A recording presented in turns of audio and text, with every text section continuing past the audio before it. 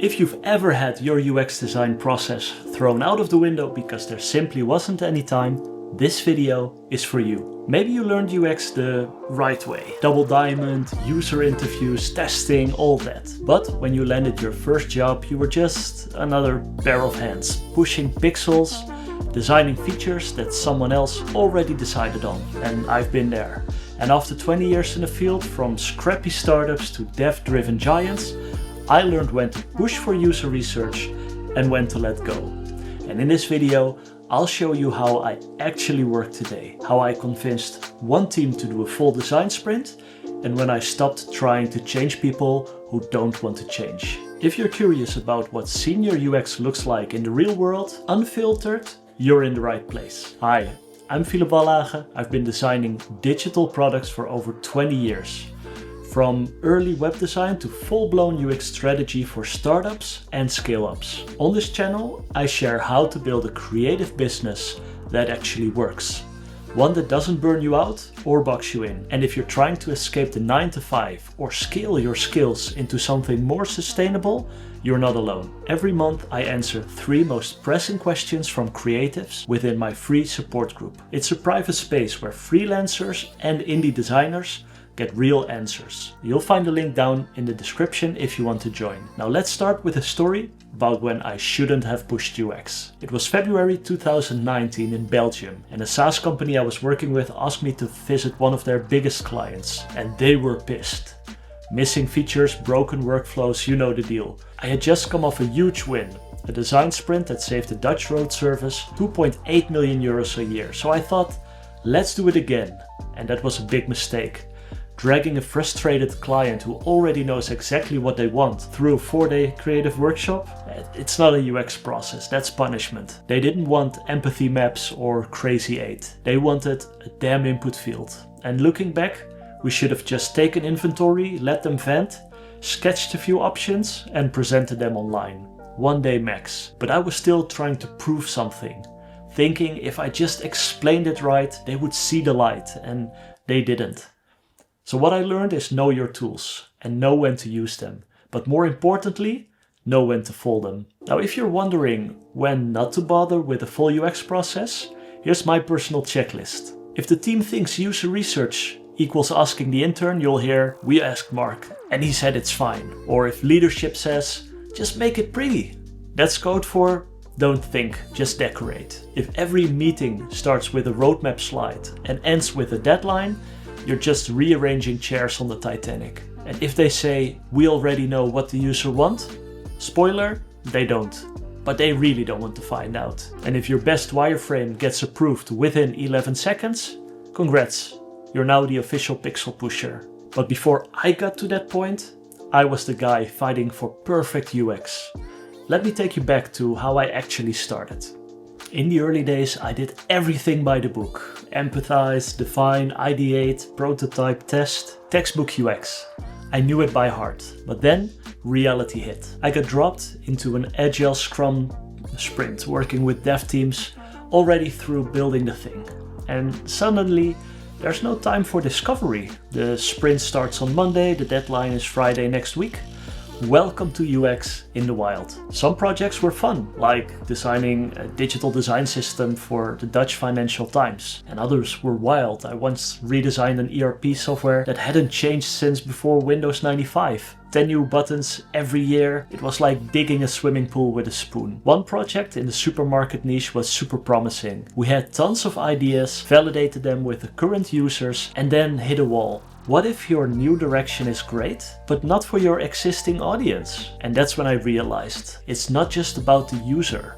Your client, your boss, they're part of the equation too. Sometimes there isn't time. So if you've only got 8 hours to spend, do you talk to users? Or do you validate your best assumptions and ship something you can learn from? Now, not every project was a rush job. Let me show you what happens when the timing, the client, and the stakes actually line up. I was working with a SaaS company that had just landed the Dutch road service. Big, semi-government, long-term potential, and they were ready to invest in the relationship. So I pitched a design sprint, not just for ideas, but to actually listen to the people who used the thing. And the line that landed it: if you want to do it right, you've got to listen to the people who are actually going to use it, right? And if you're trying to convince your team to do the same, here are 5 things that have worked for me.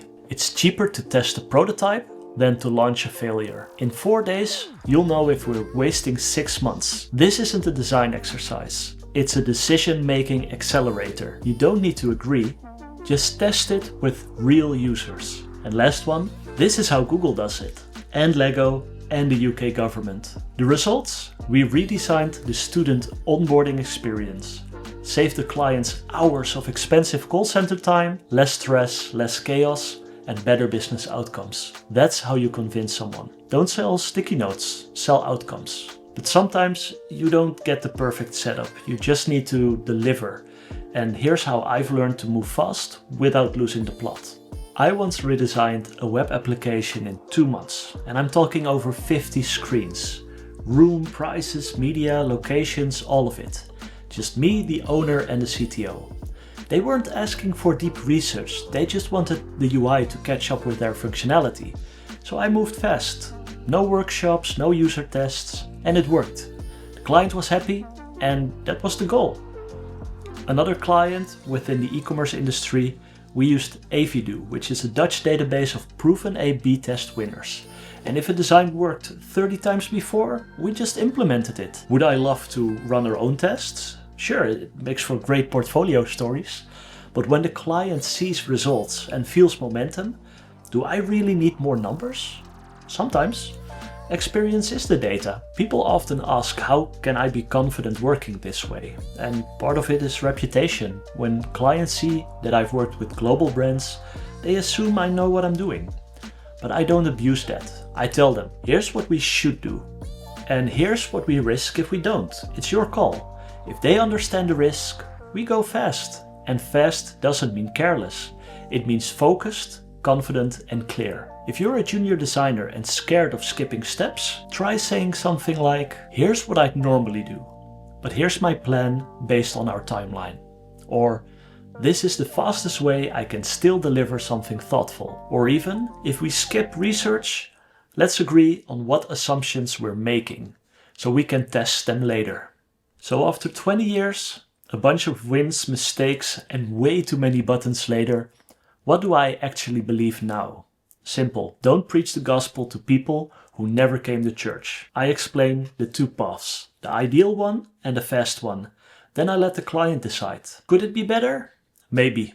Could we hit issues testing would have caught? Probably. But I told them, and I haven't heard one complaint. Being a UX designer in a company that doesn't get UX is like being a professional swimmer in the Sahara. Or a vegetarian in Texas. You can survive, but it takes creativity. So either build the bridge or go with the flow and do the best work you can. Just be clear which one you're doing and why. If my son ever chooses this path, I hope he learns this. Go where you want to go and go where people want you to be. Decide how you want to work and find people who believe in that. Because in the end, design isn't just about pixels, users, or sprints. It's about who you do it with and why. And if this clicked with you and you want to go deeper, here's what I watch next. I've got a video that breaks down how design thinking changed the way I work. You can watch that next, I'll link it right here. And if you've got a question about your own UX process, what to push for, when to let go, or how to actually sell your ideas, you're welcome to ask inside the free support group. Links in the description.